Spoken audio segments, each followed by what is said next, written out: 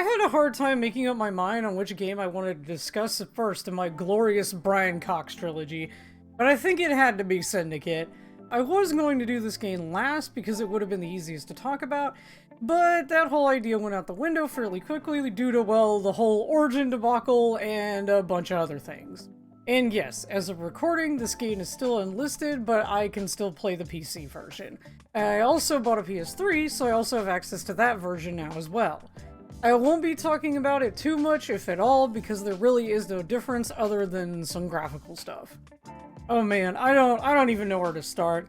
I guess I can give you all the reason why I feel the way I do about this game. As I stated in my introduction video to this series, I got this game because Brian Cox was in it. Brian being my favorite actor.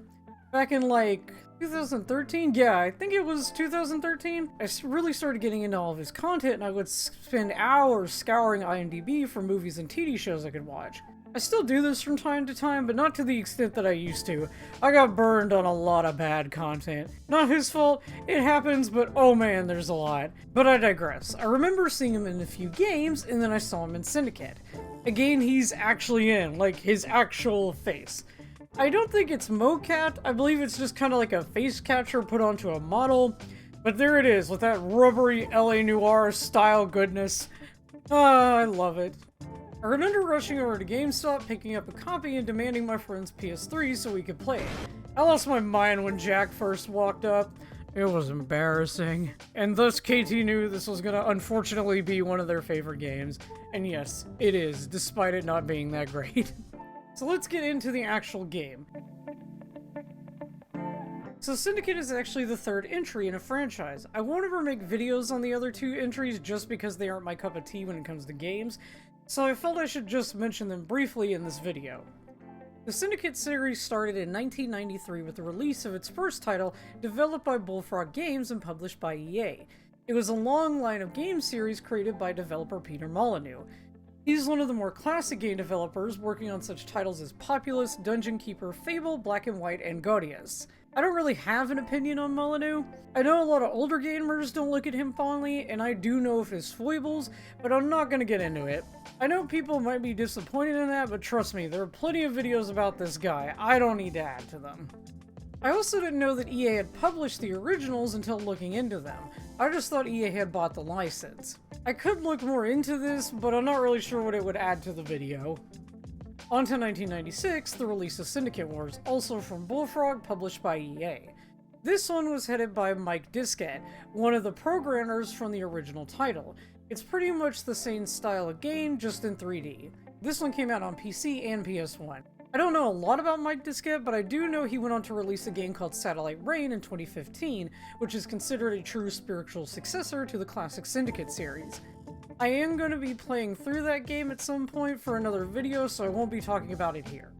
Before getting into the story, I think it would be best to talk about our four central characters to the game.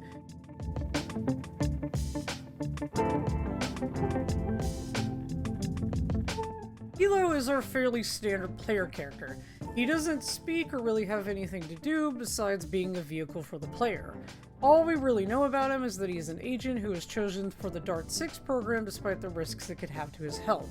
We can only speculate on how he is in terms of personality because the game and the story never give him any agency. I mean, my personality for Kilo is that he's a 7-year-old trapped in a grown man's body. He doesn't really know what's going on and just sort of does what he's told. I don't know, this always made the game funnier to me. Now on to our other agent. I can't believe I almost approved this script without mentioning the voice actors. Oh my god, I'm terrible. Merritt is voiced by Michael Wincott. Michael has done tons of voice work in films, but nothing on his IMDb really stands out to me as recognizable. I also just love his voice. His voice makes Merritt. Merritt is a senior officer who has been working with the New York sector of Eurocorp for some time. He was scooped up at a young age, even being labeled as feral by those who took him in, and brought into the AOP, Agent Operation Program. Merritt has a fairly obvious personality for his type of character. He's cocky, apathetic, lackadaisical, devious. But the thing that makes him so interesting is that even the in-game lore states that he has this undying loyalty to Jack due to this weird psychopathic trait he has. This seems to be the reason Merritt sees Jack as a father figure, someone he's willing to kill and would possibly die for. I like to describe Merritt as essentially being one who gave in to the dream, because his nihilistic nature really doesn't care about anything otherwise. I really wish the game had explored more of this. So, I'm not going to give my opinion on Lily and her description. I'm just going to tell you how she is and I'll complain later. Lily is voiced by and given the face claim of Rosario Dawson. I love her, she's great, she's been in a ton of stuff, but for a more current reference, she's playing Ahsoka in the Star Wars Disney Plus shows. Lily is a young gifted scientist who was born into the rougher parts of the world called the Down Zone. She excelled in her studies and was eventually picked up by Eurocorp. Lily eventually made her way through the company and became the head of the biotech engineering. She in turn creating and heading up the Dart-6 project. Lily's personality is an unfortunate byproduct of this sort of era of gaming. She's a foul-mouthed, rebellious, bad girl who can really seem to do whatever she wants and get away with it with no consequences. It's really difficult to talk about my dislike of her personality without getting into the story, so we'll just leave this at that and move on to our final character.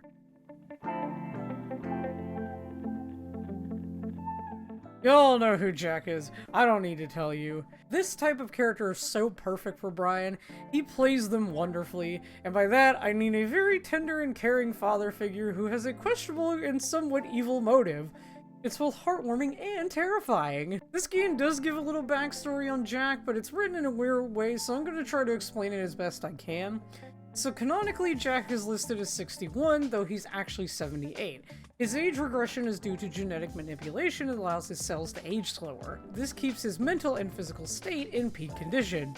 Yo Jack, are you ripped under there? Hey T, I'm sorry! This means he was around when syndicates didn't run the whole world.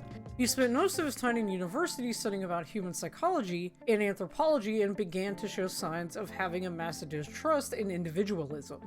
He lost his mother at a young age and subsequently lost his father sometimes after. His father, Jonathan Denham, was a sitting member of the Supreme Court and an advocate for dismantling antitrust laws in the US. With the overturning of these laws, the syndicates were allowed to grow and take over. So the game does state that Jack had some kind of security or military background. He essentially took on tasks very similar to agents, but I don't think he was one. He then later managed to work his way into Eurocorp and took over as the CEO of the North American branch. Jack is obviously the character I am the most obsessed about. I sorta already covered Jack's personality, but I guess I could add a little more.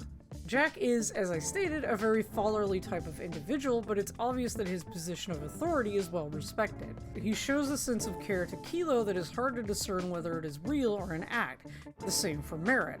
But there are scenes where his apathetic nature shine through. Honestly, the fatherly aspect just comes out of Brian. If anyone else played this character, it wouldn't be as convincing. Brian's warm attitude and just general level of acting make him very likable, even if he is playing a total monster of a character. Okay, I can't keep talking about Brian or we'll be here all day. But let me just add this one bit. No, I do not believe for 1 second that Brian cared that much about this role. This is probably about a week's worth of work, and he may not even remember working on it. But that being said, due to this being voice work, I feel he put in enough effort to give a good performance. I'm basically saying it doesn't feel like he phoned it in. Okay, I'm moving on. If I talked about the story first, this would be a mess of a video, so we're going to be going into gameplay. Now, just to iterate, this game has story and co-op. This is essentially one of those games that tacked on a story mode and expected everyone who bought it to just play the co-op. This game also came around at a time where games were no longer supporting couch co-op, this being games where you can play at home with multiple people. I'm going to be just talking about the story's gameplay because I've got another video that I'm working on that will mention the co-op a little more, and I need to actually play through the co-op, or attempt to. I'm also going to state that I played this game on easy, and I ended up playing with the aim assist. I know, boo me if you want, but I'm not good at first-person shooters, and I honestly don't know if the difficulty increase would make my opinion on the gameplay any different. Syndicate is a fairly cut-and-dry first-person shooter. You're given a standard arsenal of weapons throughout the game: rifles, shotguns, pistols. Most of the weapons in the game also come with a secondary firing mode. Example being the Kusanagi ARC-10, which is a standard combat rifle that has an armor-piercing secondary. You're also given 2 types of grenades, normal incendiary ones, and then EMP, which stands for electromagnetic pulse. The weapon types are interesting, but the biggest drawback of this game is that you're essentially limited to what either the game gives you or what the enemy has on them. And you can only carry 2 weapons with you at all time. So it basically always came down to me always having the APP-3 as my small sidearm, and either the ACRT, the TAR, or the EMW-56, which is a Gauss rifle, as my main weapon. The game has several interesting firearms, but they're basically just giving you to clear out 1 or 2 sections of a level, then you never get to use them again. In a game where technology is so paramount, you think they would have found a way around the whole you can only have 2 guns shtick. This is a massive issue with console games back in the 2000s and 2010s. I know some might argue it makes the gameplay more engaging, but it just makes things more frustrating. If you give me cool guns, let me keep the cool guns. Also, Dishonored came out around the same time. That has a weapon wheel. There was no excuse. I don't know. I mean, I suppose it makes sense that the story is only like 3 hours long, and the co-op is all based on loadouts. But when I play through the game, I feel like it's just pointless to even want to keep other weaponry on me, especially ones that once the ammo runs out, I won't have any way of replenishing them, and the combat isn't complicated enough to make me feel like I need one weapon over another in certain scenarios. So here's an example. The CQC-11 is the shotgun in this game. You get it during a part where Lily is kidnapped and you're going against Cayman Global.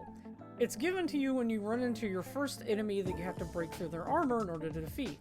Obviously with the shotgun plus the dart, you deal out a lot of damage, but guess what? Once you get these guys down to a certain point of health, you can just execute them. So instead of dealing powerful hits with the shotgun, you can just use your rifle or pistol, get their health down half, and just take them out with the execution. I literally did this for each one I fought once I found out I could do it. And after doing this level, I never thought about using the shotgun again because you never got it enough to care. Same with the Razorback, this little revolver you got while you were in the down zone. Again, nifty gun, but it's just useless because ammo for it is rare. And yes, the game does have a feature where if you get close enough to enemies, you can take them out with an execution. It will roll through a bunch of different types of animations, but it is just a one-hit kill against most normal enemies. I've also mentioned the dart a few times. This is the unique feature of this game. The dart system is basically what the Eurocorp chip runs off of. Within canon, the dart system is activated by adrenaline. So when you're in your dart overlay, you get a temporary boost in power and defense. In the story, you're given 3 abilities: Suicide, Backfire, and Persuade. You're also privy to points that will allow you to pick abilities off of a small but varied skill tree. Let's go over the dart application. YouTube, please, it's just the name of the application. Please don't give me a hard time for it. I'll try not to say it anymore throughout this description. With this application, you can cause any target to take out themselves as well as other targets around them. This is good for when you're dealing with a lot of units and you want to try to take out as many as you can.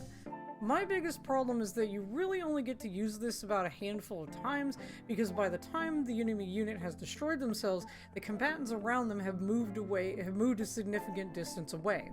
I mostly use this just to take out targets that were too far away for me to shoot or were just plain annoying.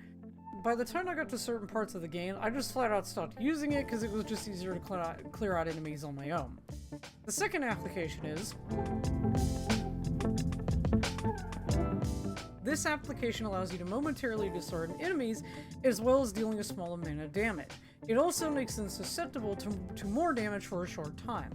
I oddly enough found this to be the most useful because even though it only did a little bit of damage to enemies, it would affect multiples at once, unlike the delay of the previous application mentioned. And most of the time, if I really needed to just take out an enemy or two that were out of execution range, this is a good way of conserving ammo. It's also the one that recharges the fastest, so it's just easier to spam. This gives us the ability to take over an enemy unit, this unit fighting on our side for a period of time before taking themselves out. Persuade is a very good application, making a lot of more tedious arena battles bearable. The only issue is that it takes the longest to recharge, and once you really get time to use it again, you're pretty much out of enemies. And if the controlled unit is the only one you have on the field, it will terminate themselves.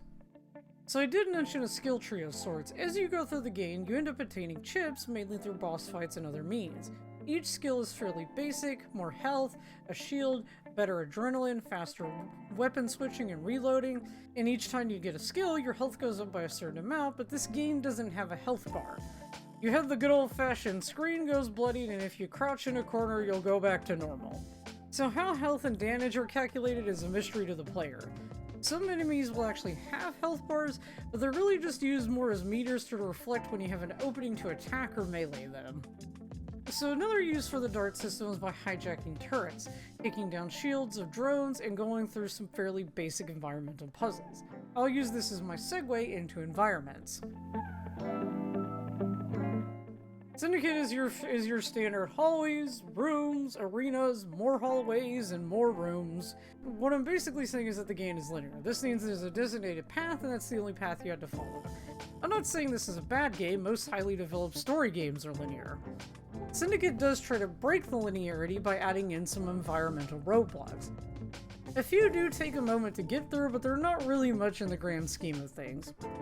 There's a section where the player must navigate a set of elevators to get to a certain target. There's another where you have to reroute power to, well, another elevator, and then, you get the picture. It's not much to really discuss. The environments are interesting, though. It's that standard cyberpunk sci-fi affair. Each location we visit, be it Aspari, La Ballina, the Downside, Eurocorp, they're all distinct enough to where just by looking at them, you know exactly where you are. And well, the massive branding. This is all about corporations after all. Gotta slap that Eurocorp logo on everything. And yes, for the 5 people who remember this game, I will mention the bloom. The light bloom is nuts. This game decided that all the light sources were going to be so blindingly bright. There are times where you're trying to shoot at someone or do something and you can't just because your eyes are on fire. So that's pretty much it on the gameplay side of things. Now we get into the story. I won't be talking about the first 2 games' story because Syndicate 2012 is technically a soft reboot and a prequel at the same time. Remember this era of gaming where everything was a soft reboot / sequel prequel? Wolfenstein, anyone? It happened twice to that franchise, sorta. Man, I really gotta talk about Wolfenstein one day. Remembering the first time I played this game, my friend and I just did not give a flip about the story, so we never understood what was going on. Obviously, in my more recent playthroughs, I now know the story of Syndicate. There is one, you just gotta pay attention. It's right there, yeah, in Jack's front pocket, all tucked away with his little hanky. So the overarching story of Syndicate is that the world has been taken over by megacorporations, and with the merger that formed Eurocorp, the chip system came into place. So basically everyone who could chose their preferred corporation, got chipped, and anyone who couldn't got locked out of the world and live in the down zone. It's very much the whole, the rich live in the big nice parts of the city and the poor live in the rundown ground level. It's a fairly basic structure, but it works. The game begins with Kilo bound to a chair, his new dart system coming online. The assailant that has him captured begins to attack Kilo being able to retaliate and get free. He then makes his way through a bombardment of attacks from unknown forces. Getting to what seems to be the dead end on the top of a roof, Kilo has no choice but to burst through, and thus finds himself into what seems to be a makeshift laboratory. The ordeal previously was a test to see how Kilo fared with the new dart system. Here, we're introduced to Lily Drawl, the scientist behind the Dart 6 system. Kilo sits down in the examination chair and begins to have tests run on him. She talks about the system and then decides she's going to kiss him? Yeah, Lily is problematic from the get-go. Lily, consent, come on, he's just a baby! During this, Jules Merritt and Jack Denham walk in. Merritt is enthusiastic about meeting Kilo, Jack is giving him affirmation about his performance. Jack and Lily have a back and forth, and Jack brings up the issue of a rival syndicate known as Aspari. A scientist named Gary Chang is working on a new chip prototype that will rival that of the Dart 6. It also has a lot of similarities to the program itself, Denham wanting this stamped out. Merritt and Kilo make their way to the west coast and immediately infiltrate the Aspari building in Los Angeles. Merritt shows us right out the gate how ruthless he is by gunning down 2 unsuspecting guards. Merritt then tasks Kilo with getting Gary Chang and the experimental chip, Merritt going off to collect other forms of information. So Kilo makes his way through the building, taking down several guards. Having to take a detour to get to Gary, the DART system intercepts a transmission between him and another individual. This individual warning him that Eurocorp is on their way to take the chip. Getting to the other side of the barrier, Kilo confronts Gary Chang. Gary attempts his life, saying he'll destroy the chip. There is no failure state, so you can just let him finish the ordeal or just shoot him. Going up to Chang, Kilo then takes the chip, then makes his way back to Merritt. Cutting through slightly stronger enemies and a few environmental blockades, Kilo gets back out to the main landing platform. The craft they flew in goes down, and Kilo now has to rendezvous back up with Merritt in another part of the building. I'm just gonna sort of glide through the rest of Aspari because the next few littles are just Kilo going through some firefights with enemies and Merritt communicating with him every now and then. The first level of this is pretty interesting. It's sort of a little puzzle area with these elevators Kilo has to move up and down, and as these enemies repel in, Kilo can just pick them off with his Gauss rifle. But the rest of it is just run into room, shoot people, run down hall, shoot people. During this time, our DART has managed to decrypt the message that was sent to Chang. It turns out that Lily is the one talking to him. She was the one sharing secrets with Aspari. Kilo is instructed by Merritt to get to the train terminal so they can escape. Kilo gets to the terminal and he and Merritt fight off more guards, and before Merritt can make it over to the train, he's intercepted by an Aspari agent and taken down. Kilo is instructed by the DART that it's lost communication with Merritt. Trying to enter the train, Kilo is confronted by the Aspari agent Hamilton and has to fight him. The Hamilton fight is fairly straightforward. He kind of does this weird doppelganger thing, but it's pretty easy to get through it. All you have to do is just shoot the random versions of him until they all converge back onto him, and then just keep doing that. Kilo eventually takes him down and extracts his chip. Going onto the train, Kilo finds Merritt bewildered and dazed, the enemy agent having fried his chip. This causing a lot of issues for Merritt. They walk into the train, Merritt guns down all the civilians and then gets to the conductor's booth. He convinces them to open the door, then shoots them as well.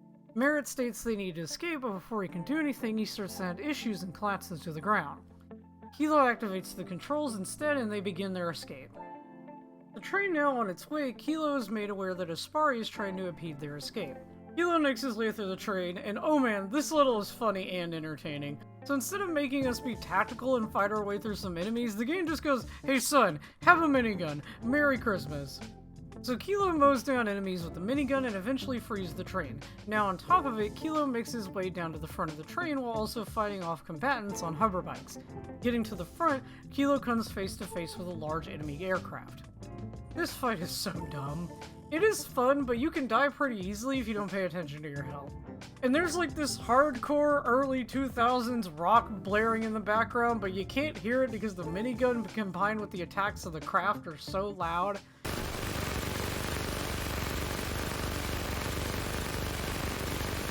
I think it's this track. Hold on, let me fix this scene real quick.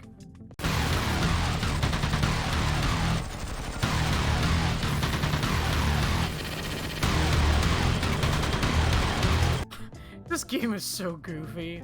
Finally taking it down, Kilo and Merritt manage to escape back to New York. Kilo finds himself at Eurocorp, getting off an elevator and into a lobby where he gets to have some father-son bonding with dear old Jack. And some really crazy close-ups of that face. Oh man, on a 27-inch gaming display, that face is something else. It's a bit intimidating. Jack says he's figured Lily was the mole, but he's optimistic he might be able to persuade her to stay with Eurocorp. Did him. She's sharing the secrets from your biggest project with rivals, and you're like, you know what? Maybe if I give her a better 401k, she'll stay. How about some more paid holiday? I hear Japan is nice this time of year. This man, like, he's supposed to be this super evil corporate icon, but it just looks like he's trying to make sure people have the right amount of maternity leave. Oh, where was I? Right. So Kilo and Jack enter the lab and see Merritt having some problems. He starts having seizures, and Lily gives him the old Pulp Fiction adrenaline shot, and he seems to just be able to walk it off. You'll be okay, buddy. So Jack and Kilo walk off and talk more about the whole Lily situation, Jack instructing Kilo and Merritt to keep an eye on her, not wanting her to fall into enemy hands. The next part starts with Kilo being dropped off near a part of the city mainly populated with Eurocorp-owned facilities. He makes his way across the rooftops over to Merritt, where Merritt instructs him to keep an eye on Lily, Lily being inside her apartment across from them. Kilo hacks into her camera system, and they hear her talking to a friend and then subsequently someone named Chris. Kilo is then informed by his DART system that hostile forces are inbound and agents from Cayman Global burst in and capture Lily. Merritt has Kilo glide over on a zip line and he lands in the apartment and begins to make his way through the building in an effort to save Lily. Again, like the Aspari escape, there's no reason to go over the level in depth. It's just Kilo going through enemies to get Lily. Obviously, the further Kilo goes, the more Kilo realizes that's not going to happen. Getting outside, Kilo sees a Cayman Global dropship fly off and proceeds to jump on it, thus forcing Kilo to take an unlikely ride. So this is where the whole idea of Syndicate gets kind of interesting. Cayman Global is a syndicate just like Eurocorp, but instead of having a mainland base of operations, Cayman Global runs out of what the game calls a city raft. La Ballina is such a cool idea for a level, and of course, it gets wasted on hallways and rooms. Once Kilo gets to La Ballina, he gets off the dropship and makes his way to a control room where he has to redirect the ship so he can retrieve Lily. Kilo goes through a part of the city as normal, but once reaching an elevator, his cover is blown and he has to fight his way through Cayman Global agents. Again, it's just combat in rooms and hallways, but oh man, La Ballina is where the BS begins. So far the game's, transitions from one part of a level to another have been pretty nice. There aren't a lot of times where you get stuck or have to take down waves upon waves of enemies, but in La Ballina, that's what most of the encounters are. Again, Kilo finally gets to a point where he thinks he can get Lily, but he's intercepted by a Cayman Global agent. The Agent Randos fight is actually a pretty interesting concept, it's just done kinda poorly. So Kilo is hurt and he doesn't have the use of his weapons or sprint, so essentially you have to use your DART system to lob Ramos's missiles back at him. You also have to deactivate the EMPs he throws down or Kilo won't be able to use the DART. It can be frustrating, but once you figure it out, he does go down pretty fast. I actually managed in one of my playthroughs to get him down so fast that he didn't get to the point where he started throwing EMPs. Like, it was pretty crazy. Like, I didn't know you could do that. Kilo eventually almost gets taken out by Ramos, but Ramos ends up getting shot and killed by Lily. I don't know how Lily magically got free, but whatever. Lily goes over to her dropship and her and Kilo escape. Making their way back to New York, Lily lands the dropship in an area called the Down Zone. This is essentially a part of the city where people don't have access to the dataverse or the fancy elite internet. Lily and Kilo make their way through the area and end up at a Eurocorp facility, but before Kilo can enter, the catwalk is destroyed and he's knocked down even deeper into the slums. Kilo now has to traverse the down zone without most of his DART abilities and make his way towards Lily. He fights through several members of the Subverters, a group of rebels that are working to take down the Syndicate. Getting partway through, Kilo manages to get a signal and is contacted by Merritt stating that he's on his way to get Kilo and Lily. Finally making it to where Lily is, Kilo finds her speaking to the head of the Subverters, Chris Delaney. The Subverter terrorist cell are called the TWB, which means the tower will burn. Chris states with everything that has happened, all-out war between Cayman Global and Eurocorp will happen, and this is what he wanted. Lily says this wasn't her intention. Chris iterates that she's a part of all this whether she likes it or not. Kilo breaks into the room and confronts them, Lily fleeing. This fight is annoying. So I didn't mention the actual controls in the gameplay section because they're fairly standard, but for some reason in this game, they decided that the way you were going to use grenades was by holding down the weapon switch button. So with Chris, you either activate these EMP mines or throw EMP grenades at him. Eventually, you're left with nothing but grenades. So you gotta hold the button, chuck the grenade, then switch back to your pistol, and by the time you've done that, the EMP has worn off. I know I'm bad at games, but this is so janky. After defeating Chris, Kilo goes after Lily and confronts her. She attacks him, upset that he killed Chris. Kilo will go to attack her, only for her to subdue him because she has control of his chip. Lily will lord this over him, essentially stating that he is nothing but a puppet and she can use him however she pleases. Lily tries to escape, but before she can, an explosion goes off and Merritt shows up, thus retrieving both Lily and Kilo. Okay, I said earlier that during La Ballina the BS starts, but no, it's right here. This is where all of my hatred comes from. Kilo eventually wakes up at Eurocorp. He's sitting in a medical theater where Professor Calico, Merritt, and Jack are looking over him.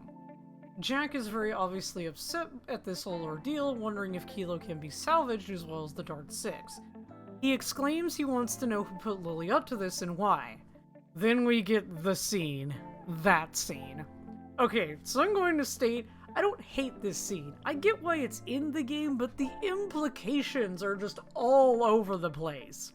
The game transitions to a rooftop apartment where Eurocorp combatants break in. The player doesn't know whose perspective they're seeing, so I'm just gonna call them Agent. The agent walks past the body of a man on the ground and proceeds to go into an adjoining room where they find a woman trying to hide a child under a bed. The woman is killed and the agent picks up the child and looks over him. Jack then walks up, taking the child, and begins to coddle them and dote on them. And then the scene ends. I'll let the whole thing play out for you here because it really does need to be experienced.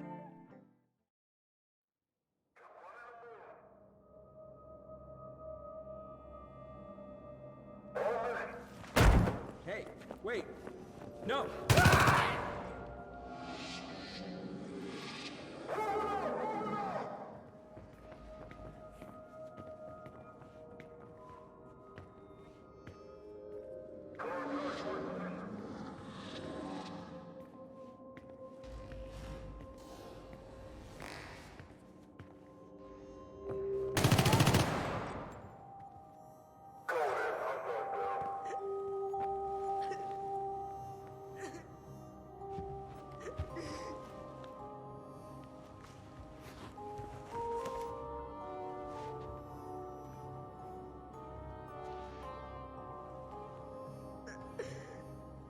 Don't cry, boy.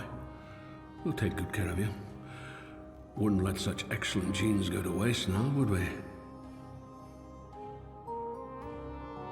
Phylum is a child of no fixed abode, taken down to human resources. Let's get this thing rolling.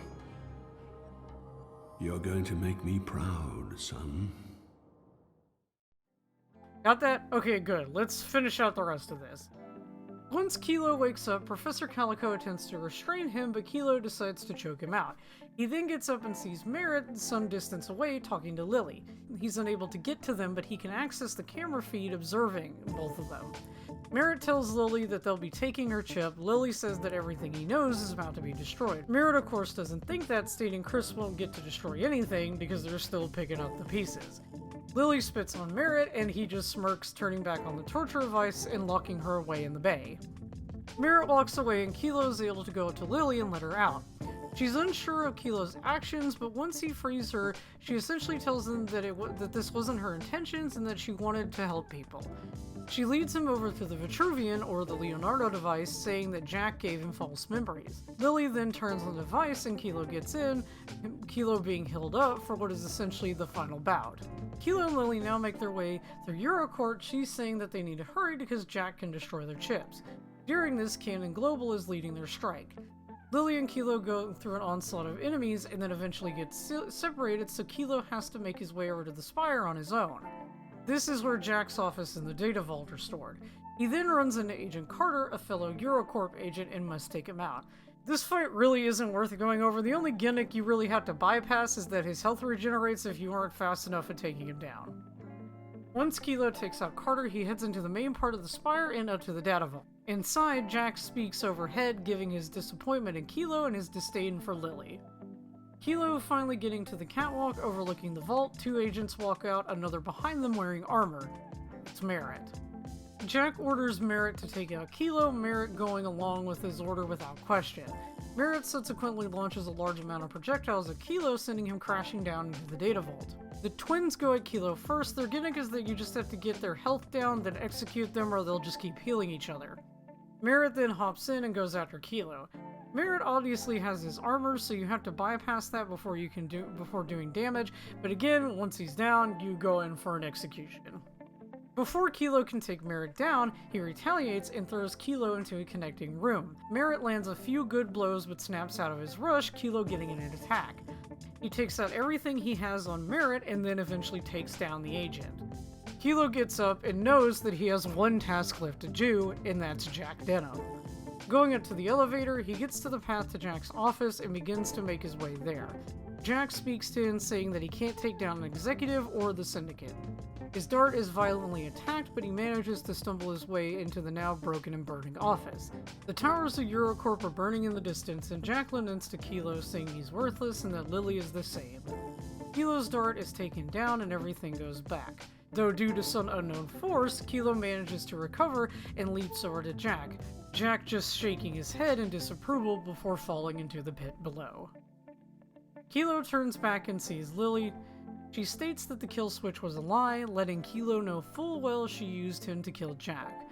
She also tells him that his chip has been disconnected from Eurocorp. Handing him a pistol, she asks him what he's going to do with his newfound freedom before walking away. And that's how it ends. So the story of this game was written by science fiction author Richard K. Morgan.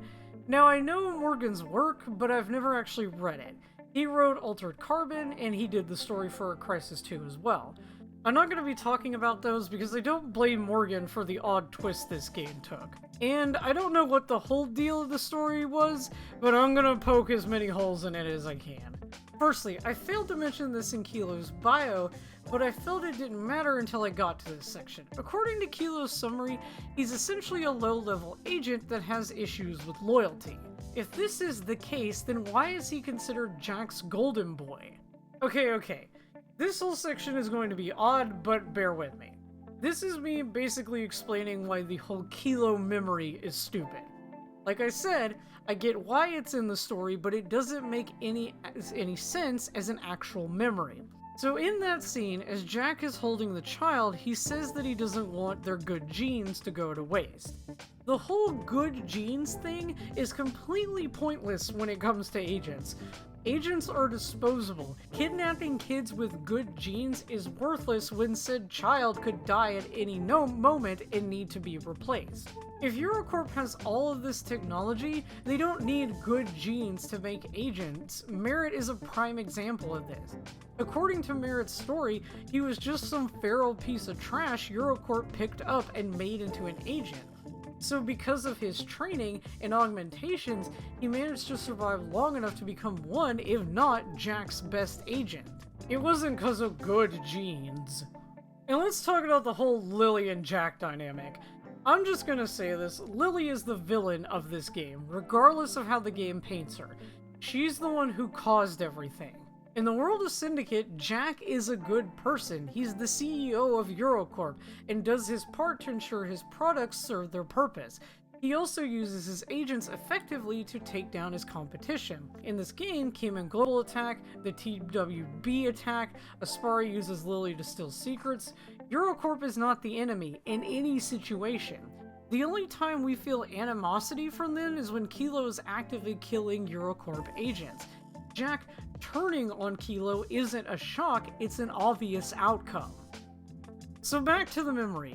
Whose memory is that? It's obviously not Kilo's if Kilo is the child. So I did some thinking on this, perhaps Kilo is the agent, but no, in the game there are sections where the woman's voice, presumably Kilo's mother's, echo throughout his mind.